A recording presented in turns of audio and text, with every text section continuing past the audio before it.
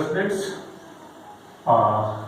इसमें हम लोग माइक्रोब्स का इस्तेमाल हम लोग देख रहे हैं कि ह्यूमन बीइंग्स के लिए वो कैसे कैसे इस्तेमाल हो रहा है, जिसमें हम लोगों ने बहुत सारे जैसे हाउस होल्ड प्रोडक्ट्स में देखा, केमिकल्स में देखा, एंटीबायोटिक्स देखा और भी बहुत सारे इंडस्ट्रियल जो प्रोडक्ट्स है, ड्रग्स था, दवाइयाँ थी, सब ने हम लोगों ने उसके बारे में पिछले लेक्चर में हम लोगों ने स्टडी किया। अब उसके बाद हम लोग आए कि माइक्रोब्स का इस्तेमाल और हम लोग क्या कर सकते हैं। तो माइक्रोब्स का इस्तेमाल जो हम लोग का टॉपिक अभी चल रहा है वो है microbes in sewage treatment. Sewage treatment, sewage किसको बोलते हैं हम लोग डिस्कस कर चुके हैं। सीवेज उसको बोलते हैं जो क्या नाम है, जो हम लोग के हाउस होल्ड या यूं कह सकते हैं soil, night soil. Night soil मतलब होता है कि जो ह्यूमन बीइंग रात में एक्सक्रीट करता है, चाहे वो लैट्रिन हो या यूरिन हो या और भी उसके साथ बहुत सारे ऑर्गेनिक प्रोडक्ट, वो दोनों को मिला के क्या बोला जाता है, टोटल क्या बोला जाता है, सीवेज। उसको सीवेज बोला जाता है। नाइट सॉइल में सिर्फ ह्यूमन एक्सक्रीटा को नाइट सॉइल बोला जाता है। याद रखिएगा, इसी को ये टर्म कभी कभी यूज किया जाता है। तो अब उसमें हम लोगों ने देखा कि जो सीवेज ट्रीटमेंट होता है वो दो स्टेप में होता है। पहले प्राइमरी ट्रीटमेंट होता है और उसके बाद क्या होता है, सेकेंडरी ट्रीटमेंट होता है। तो प्राइमरी ट्रीटमेंट में हम लोगों ने थोड़ा सा डिस्कस किया था कि प्राइमरी में क्या होता है कि दो प्रोसेस होता है। पहला प्रोसेस होता है सेडिमेंटेशन और दूसरा होता है फिल्ट्रेशन। यानी फिल्ट्रेशन और सेडिमेंटेशन साथ साथ चलता है। फिल्ट्रेशन में क्या होता है कि जो ऊपर में स्विमिंग कर रहा होता है पानी में, वो किया जाता है, छोटे छोटे सक्सेसिव सीप्स होते हैं। ऊपर में बड़ा सीप, उसके बाद छोटा सीप, उसके बाद छोटा सीप। तो उसमें क्या होता है कि मान लीजिए इस तरह से, ये पहले बड़ा सीप, उसके बाद छोटा सीप, फिर छोटा, फिर छोटा, फिर छोटा। तो इसको बोलते हैं सक्सेसिव फिल्ट्रेशन। तो सक्सेसिव फिल्ट्रेशन में क्या होता है कि यहाँ पे बड़ा आ गया, उसके बाद छोटा, फिर छोटा, छोटा, फिर उसके बाद उसको सबको हटा दिया जाता है। यानी फिल्ट्रेशन में ये होता है। और उसके बाद जब वो क्या होता है, वो उसको एक बड़े से टैंक में क्रॉस कराया जाता है उस वाटर को, और वो वाटर जब वहां से जाएगा तो उसमें जो ग्रिट किसको बोलते हैं, ग्रिट बोलते हैं soil plus small pebbles. Pebbles मतलब होता है कंकड़। तो जब वो जाएगा तो जब बड़े बड़े टैंक में, तो वहां पे क्या होगा, सॉइल और पेबल्स क्या होता है, वो नीचे बैठ जाता है और जो ऊपर में वाटर बच गया उसी को क्या बोलते हैं, इफ्लुएंस। ठीक है। तो पहला स्टेप हो गया क्या कि सक्सेसिव फिल्ट्रेशन हुआ। दूसरा स्टेप में क्या हो गया, प्राइमरी ट्रीटमेंट की बात नहीं कर रहा हूं। प्राइमरी ट्रीटमेंट में पहला स्टेप होता है फिल्ट्रेशन। उसमें क्या होता है, सक्सेसिव फिल्ट्रेशन में जो अपर जो फ्लोटिंग डेब्रिज है वो क्या होता है, रिमूव हो जाता है। उसके बाद ग्रिट जो बचता है उसको क्या होता है, जब हम उसको टैंक में डालते हैं उस वाटर को, तो उसमें जो ग्रिट और जो पेबल्स होते हैं वो पेबल्स नीचे सेटल डाउन कर जाते हैं। This is called sedimentation.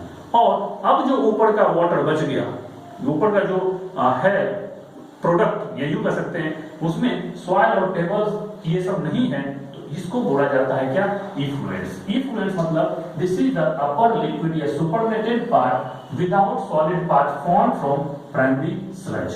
Primary sludge जो था, ट्रीटमेंट जो हम लोग लिए थे, जो प्राइमरी हम लोग का जो वाटर था, उस वाटर में जो पॉल्यूटेड वाटर, उस पॉल्यूटेड वाटर में अगर सॉइल एंड स्मॉल पेबल्स और बहुत सारे फ्लोटिंग डेब्रिज को हटा दिया जाता है, उसके बाद जो बचता है water, that is called the effluents. अब इसको हम लोग अब ये काम कहाँ हो रहा है, सेटलिंग टैंक में। चलो सेटलिंग टैंक में क्या हुआ, पेबल्स और सॉइल नीचे सेटल कर गए। अब जो बचा इफ्लुएंस सेटलिंग टैंक में है, अब उसको वहां से निकाला जाता है और वहां से ट्रांसफर किया जाता है सेकेंडरी ट्रीटमेंट के लिए दूसरे टैंक में। ठीक है। तो अब ये प्राइमरी ट्रीटमेंट यहां हो गया। यानी in primary treatment there is no involvement of microbes. अभी तक हम लोगों ने देखा था कि यहां सिर्फ फिजिकली हम लोग रिमूव कर रहे थे, यहां पे कोई भी माइक्रोब्स का ट्रीटमेंट नहीं हो रहा था। लेकिन सेकेंडरी ट्रीटमेंट में माइक्रोब्स का इस्तेमाल किया जाता है। वहां पे जो डिग्रेडेशन होगा या वहां जो पॉल्यूशन उसको रिमूव करेगा, वो रिमूव कौन करेगा, माइक्रोब्स करेगा। तो वो दूसरा आप आते हैं, ये सेटलिंग टैंक से क्या होता है, जो बच गया सुपरनेटेड, ये इफ्लुएंस उसको बोलते हैं, उस इफ्लुएंस को हम लोग कहां ट्रांसफर करते हैं, सेकेंडरी ट्रीटमेंट। इसीलिए चूंकि सेकेंडरी ट्रीटमेंट में माइक्रोब्स इन्वॉल्व होते हैं, इसलिए इसको क्या बोलते हैं, बायोलॉजिकल या माइक्रोबियल ट्रीटमेंट भी बोलते हैं। क्लियर? तो अब यहां से क्या करते हैं, इस सेटलिंग टैंक से जो स्टेप्स इन्वॉल्व होगा सेकेंडरी में, तो उसमें क्या होता है, सेटलिंग टैंक से जो प्राइमरी इन्फ्लुएंस बच गया, यानी ये इन्फ्लुएंस को क्या करेंगे, पास इनटू लार्ज एरेशन टैंक, बहुत बड़ा टैंक बनाया जाता है। एरेशन टैंक उसको इसलिए बोलते हैं कि उसमें क्या होता है, एयर ट्रांसफर किया जाता है, पाइप से उसको एयर उसमें डाला जाता है रेगुलरली। तो वो क्या होगा, ये एयर जैसे ही एरेशन टैंक में डालेंगे, जिसकी वजह से क्या होगा, उसमें जो लिक्विड है जो हम डाले हैं वाटर, वो वाटर उसमें क्या होगा, एजिटेशन होगा, उसमें मूवमेंट होगा, और दूसरा उसमें एयर पास होगा। एयर अगर वाटर में रेगुलर जाएगा तो जो उसमें माइक्रोब्स डेवलप कर रहे हैं, वो माइक्रोब्स क्या करेंगे, ग्रोथ करना शुरू कर देंगे। और जैसे ही ग्रो करेंगे तो क्या होगा, जो उसमें और भी हार्मफुल प्रोडक्ट्स है उसको क्या करेगा, वो ब्रेक डाउन करना शुरू करेगा और उसको क्या करेगा, हार्मलेस प्रोडक्ट में कन्वर्ट कर देगा। तो जैसे ही ये एरेशन टैंक में हम लोग एयर पास करते हैं और एजिटेशन होगा, तो क्या होगा, वहां पे माइक्रोब्स ग्रो करना शुरू करेगा, और माइक्रोब्स के साथ स्पेशली बैक्टीरिया और कुछ फंगस भी डेवलप होते हैं, और उस दोनों को मिला के वो क्या करेगा, वहां पे एक स्ट्रक्चर बनाएगा, मेश लाइक स्ट्रक्चर, जाल के जैसा स्ट्रक्चर बनाता है। मेश लाइक स्ट्रक्चर, उसी मेश लाइक स्ट्रक्चर को क्या बोला जाता है, फ्लक्स। चूंकि बाहर से हम एयर दे रहे हैं, तो यहां पे क्या हो रहा है, एरोबिक डिग्रेडेशन हो रहा है। एरोबिक माइक्रोब्स, वहां चूंकि एरोबिक्स ऑक्सीजन हम दे रहे हैं, तो उस ऑक्सीजन की वजह से वहां पे एरोबिक माइक्रोब्स डेवलप होंगे, और वो माइक्रोब्स डेवलप होने के बाद उसके साथ वो एक स्ट्रक्चर, नेट लाइक स्ट्रक्चर बनाएगा, that is called flux. Flux क्या है, ये क्वेश्चन पूछेगा। फ्लक्स में bacteria and fungal filaments to form mesh like structure, बहुत सारा मास बहुत सारा जमा होगा और जाल के जैसा स्ट्रक्चर बना देगा, उसी स्ट्रक्चर को बोला जाता है क्या, फ्लक्स। अब क्या होगा, अब ये जब ग्रो करेगा, ड्यूरिंग ग्रोथ, ये फ्लक्स जब ग्रोथ करता है, तो फ्लक्स जब ग्रोथ करेगा, यानी एरोबिक माइक्रोब जब ग्रोथ करता है, तो वो कैसे ग्रो करेगा, उसको फूड चाहिए, तो वो क्या करता है, जो उस वाटर में पोल्यूशन है, पोल्यूटेड वाटर है, उसमें जो ऑर्गेनिक सब्सटेंस है, उसको क्या करेगा, वो डिग्रेडेशन करना शुरू करता है, खाना शुरू करता है। और जैसे ही खाना शुरू करेगा तो क्या करेगा, ऑर्गेनिक मैटर को क्या करेगा, खाएगा, और जैसे ही खाएगा तब उसकी वजह से क्या होगा, वाटर का जो बीओडी है, बीओडी मतलब बायोलॉजिकल ऑक्सीजन डिमांड, वो क्या करेगा, रिड्यूस हो जाएगा। अब रिड्यूस हो जाएगा तो कैसे होगा, एक्चुअली बीओडी होता क्या है, इसकी बात करें। बीओडी जो होता है उसको पूरा फुल फॉर्म होता है biological oxygen demand. Biological oxygen demand में ये कहा जा सकता है कि किसी भी, ये देखो, अमाउंट ऑफ O2 रिक्वायर्ड, यानी अमाउंट ऑफ O2 का कितना चाहिए to oxidise all organic matter in 1 litre water by aerobic microbes at 20 degree centigrade, यानी 20 डिग्री टेम्परेचर होना चाहिए, और 1 लीटर में जितना भी ऑर्गेनिक मैटर्स है, 1 लीटर में जितना भी एरोबिक मैटर होगा, 20 डिग्री पे पूरा का पूरा डिकम्पोज करने के लिए जितना ऑक्सीजन चाहिए, उसी को बोलते हैं बायोलॉजिकल ऑक्सीजन डिमांड। मतलब उस माइक्रोब्स को ऑक्सीजन चाहिए, किसके लिए, डिग्रेडेशन के लिए, ऑर्गेनिक मैटर का डिग्रेडेशन करने के लिए, डिकम्पोज करने के लिए, दैट इज कॉल्ड बीओडी। तो हम कह सकते हैं कि अगर किसी भी वाटर बॉडीज में जितना ज्यादा ऑर्गेनिक मैटर्स होंगे, जितना ज्यादा पोल्यूशन होगा, पोल्यूटेंट्स होगा, यानी जो वाटर बॉडी जितना पोल्यूटेड होगा उसका बीओडी उतना ज्यादा होगा। यानी ज्यादा मतलब इसलिए कि माइक्रोब्स को ज्यादा ऑक्सीजन चाहिए, तभी तो ज्यादा मैटर डिग्रेड ज्यादा करना है, जितना ज्यादा मैटर को डिग्रेड करना उतना ज्यादा ऑक्सीजन चाहिए, बीओडी ज्यादा। इसका मतलब है कि ज्यादा पोल्यूशन लेवल ज्यादा वाटर में, बीओडी ज्यादा, यानी BOD is directly proportional to pollutants in water bodies.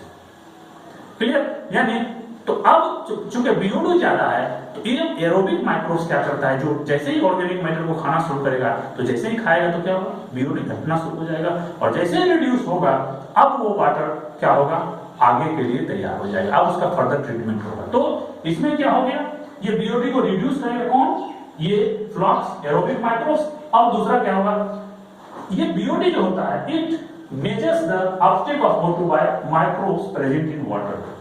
जितना ज्यादा होगा बीओडी उतना ज्यादा ऑक्सीजन लेगा। तो ये एक मेजर है, माप है, नापने का तरीका है कि कोई भी वाटर में कितना ऑक्सीजन चाहिए। ज्यादा अगर चाहिए तो इसका मतलब वहां पे माइक्रोब्स को ज्यादा ऑक्सीजन चाहिए और वहां का बीओडी ज्यादा है, और अगर कम चाहिए तो वहां पे बीओडी कम है। दूसरा सेंस में हम ये भी कह सकते हैं कि अगर ऑर्गेनिक मैटर वाटर में ज्यादा है तो बीओडी ज्यादा होगा, क्योंकि उस ऑर्गेनिक मैटर को डिग्रेड करने के लिए ज्यादा ऑक्सीजन चाहिए।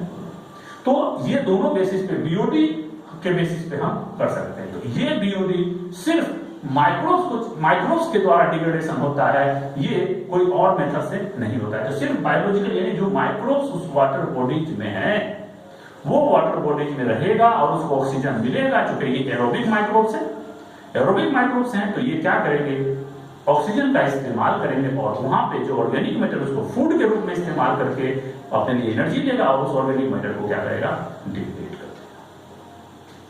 क्लियर, डिग्रेड कर दिया।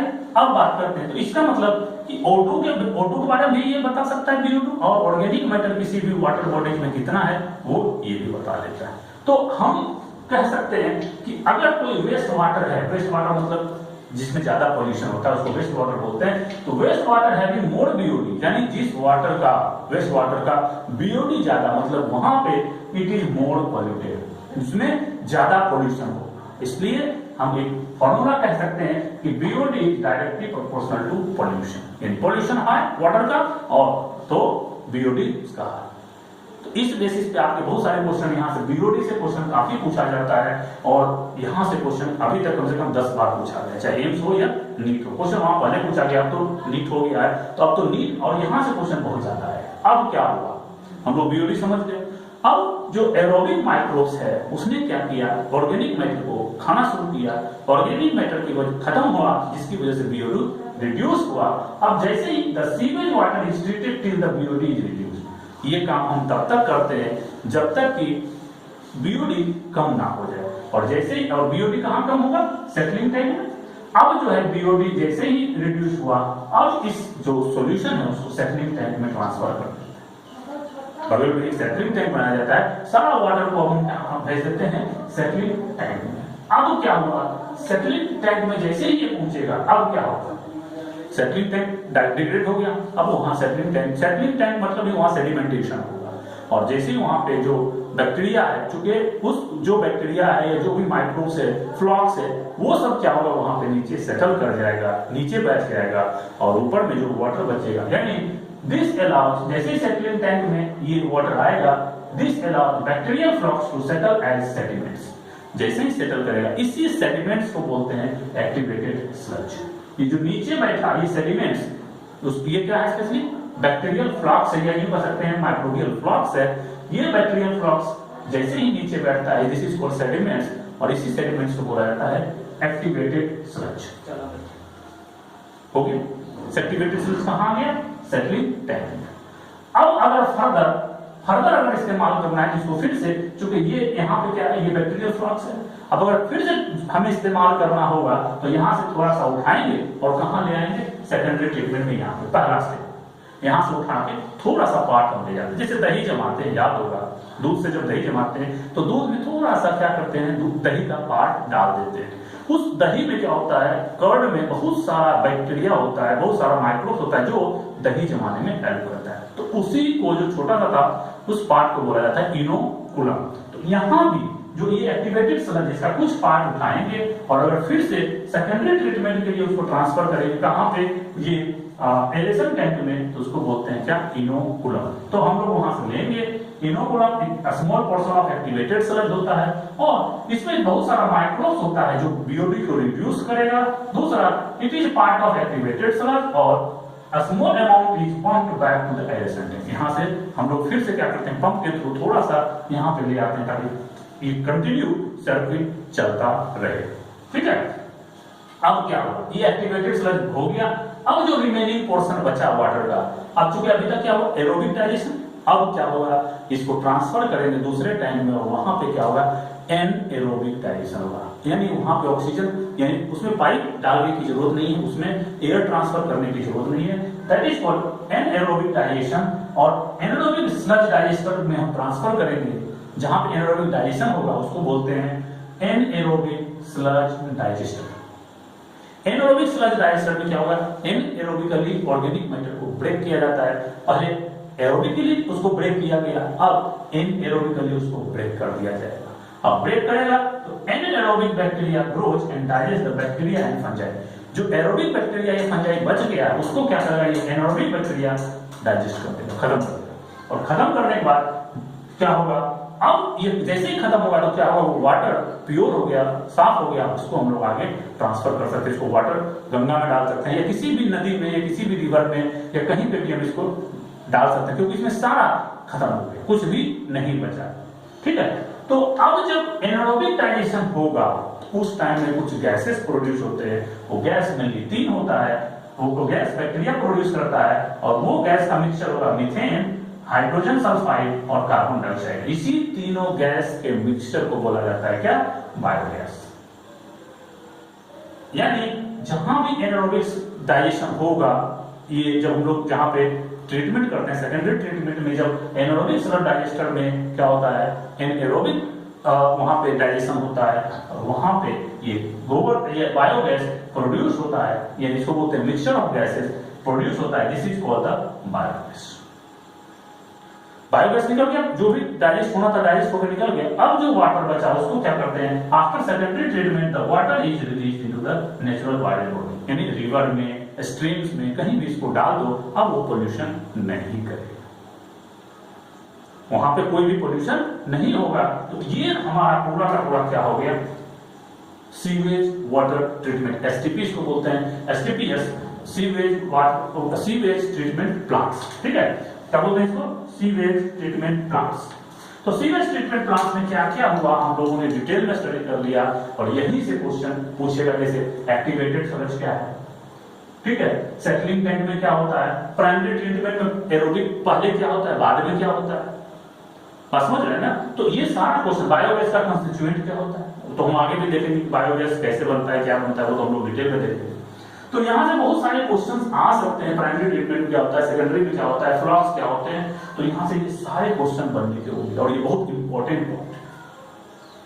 तो ये जो एसटीपीएस है, इस एसटीपीएस को भारत सरकार ने, इंडियन गवर्नमेंट ने कहा कि भाई अब इसको बड़े लेवल पे अप्लाई करना चाहिए, क्योंकि बहुत सारी नदियां जो यहाँ पे रिवर्स है, Ganga reverse, Gomti reverse, Sutlej reverse और भी बहुत सारे, जमुना रिवर्स, तो वहां पे क्या है, बहुत ज्यादा पोल्यूशन हो रहा है, चूंकि सिटी से गंदा पानी निकल रहा है।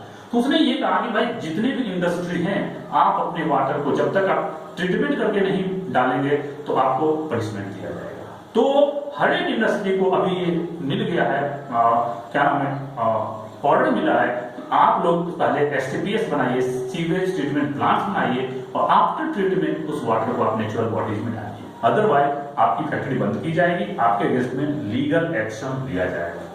तो इसी में जो हमारा ministry of environment and forest है, उसने एक प्रोजेक्ट लॉन्च किया है, that is called river action plans. ये रिवर एक्शन प्लान्स जो लॉन्च हुआ वो ministry of environment and forest, इसने इसको कहा, रिवर एक्शन प्लान्स में ये कहा कि जितने भी नदियां हैं, specially Ganga and Yamuna, Ganga and Yamuna action plans में ये कहा गया कि गंगा एंड यमुना में जितनी भी इंडस्ट्री की वाटर आते हैं, पोल्यूटेड वाटर, उसको सबसे पहले ट्रीटमेंट होना चाहिए। तो इनका मेन पर्पस है कि जितना भी इंडस्ट्री है उसके साथ क्या होना चाहिए, सीवेज ट्रीटमेंट प्लांट बनना चाहिए, और अब प्लांट्स बनने के बाद उससे वाटर क्या होगा, बाहर आएगा और वो वाटर आप गंगा या जमुना में आप डाल सकते हैं और पोल्यूशन नहीं होगा। तो इसी को बोलते हैं रिवर एक्शन प्लान। चूंकि ये गंगा और यमुना के लिए प्लांट्स बना है तो उसको बोलेंगे गंगा यमुना एक्शन प्लान। अगर ये गोमती के लिए बनेगा तो गोमती एक्शन प्लान, और अगर ये सतलज के लिए बनेगा, सतलज नदी के लिए, तो हम बोलेंगे सतलज रिवर प्लांट्स। ठीक है, ये सतलज एक्शन प्लांट्स। तो ये हमारा इंपॉर्टेंट पॉइंट्स इसमें हम लोग आज डिस्कस करेंगे। इसको आप अच्छे से तैयार करके इसका क्वेश्चन सारा बना लीजिएगा। फिर हम लोग देखेंगे नेक्स्ट में कि गोबर गैस क्या होता है, गोबर गैस का प्रोडक्शन कैसे होता है, उसका हम लोग डिटेल में स्टडी करेंगे। ओके, हम लोगों ने देखा कि जो माइक्रोब्स है उसका हम लोग इस्तेमाल कैसे कैसे सीवेज ट्रीटमेंट प्लांट्स में करते हैं, प्राइमरी में कैसे करते हैं, सेकेंडरी में करते हैं। तो ये तो हमारा पूरा सीवेज ट्रीटमेंट प्लांट्स का कैसे कैसे रोल है, क्या रोल है, कैसे हम लोग वहां पे बीओडी को कम कर सकते हैं, उसको हम लोगों ने देखा। अब हम लोग आज देखेंगे कि माइक्रोब्स जो है वो बायोगैस के प्रोडक्शन में किस तरह से हेल्प करता है। तो हम लोगों ने वहां पे भी देखा कि बायोगैस का जो प्रोडक्शन है वो एनारोबिक रेस्पिरेशन जब होता है, एनारोबिक डाइजेशन जब होता है, कहाँ पे एनारोबिक डाइजेस्टर में, स्लज डाइजेस्टर में, तो वहां पे एनारोबिक बैक्टीरिया क्या करता है, उसको ब्रेक डाउन करता है और वहां पे कुछ मिक्सचर ऑफ गैसेस क्या होता है वहां पे प्रोड्यूस्ड होता है। वो मिक्सचर ऑफ गैसेस क्या कहलाता है, बायोगैसेस। अब हम लोग देखिए बायोगैस की बात करें तो बायोगैस जो होता है वो मीथेन, कार्बन डाइऑक्साइड, मेनली ये दोनों कंस्टिट्यूएंट होता है और थोड़ा सा part 1 to 5% H2S, H2N, N2 भी प्रेजेंट होता है। तो मेन कंस्टिट्यूएंट होता है मीथेन जो सबसे ज्यादा 50 to 70% के बीच में प्रेजेंट होता है, maximum amount, then CO2 and सबसे कम ये तीनों गैसेस होते हैं। तो ये जो प्रोडक्शन है हो सकता है रेंज हम लोगों ने देखा 50 to 70, 30 to 40, ऐसा इसलिए लिखते हैं कि ये डिपेंड करता है कि जो बायोगैस में मीथेन प्रोड्यूस होगा उसमें ऑर्गेनिक मैटर क्या है और माइक्रोब्स कौन सा है। अगर एनारोबिक माइक्रोब्स कुछ और होगा तो मीथेन का अमाउंट ज्यादा भी हो सकता है, कम भी हो सकता है। उसी तरह CO2, उसी तरह से ये सारे मटेरियल्स हो गए थे। यानी बायोगैस जो है वो टाइप ऑफ जो गैस उसमें है, मिक्सचर ऑफ गैसेस, उसका amount that is depend on the microbes and organic matter present in the tank. तो उसकी बात हम लोग करेंगे।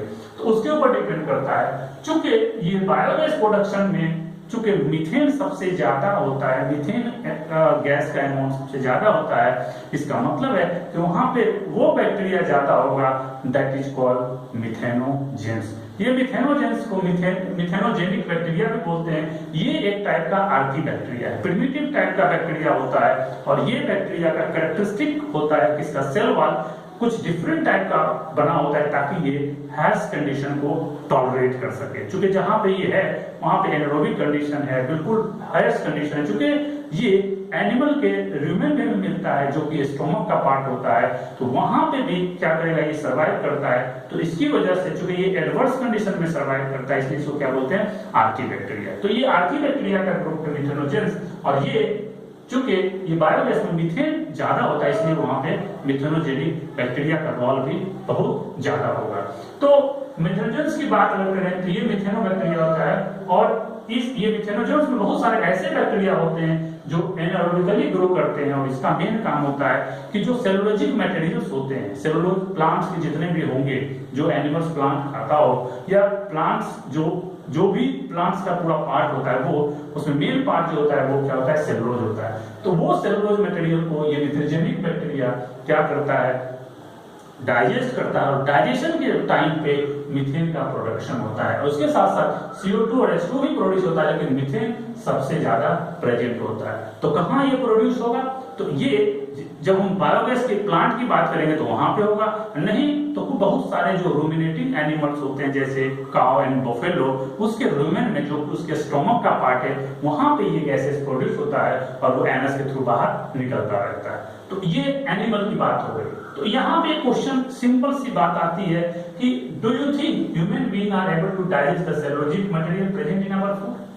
क्या आप सोचा जा सकता है कि एनिमल्स तो हो गया, एनिमल्स में हम लोग भी आते हैं, तो क्या ह्यूमन बीइंग्स सेलुलोज जो हम खाते हैं जैसे चावल रोटी जो भी हम खाते हैं, तो क्या वो डाइजेस्ट होता है? जो रोटी जो क्या है ब्रेड, वो पूरी तरह से उसमें सेलुलोज ज्यादा होता है, तो हम कह सकते हैं कि नहीं। क्यों?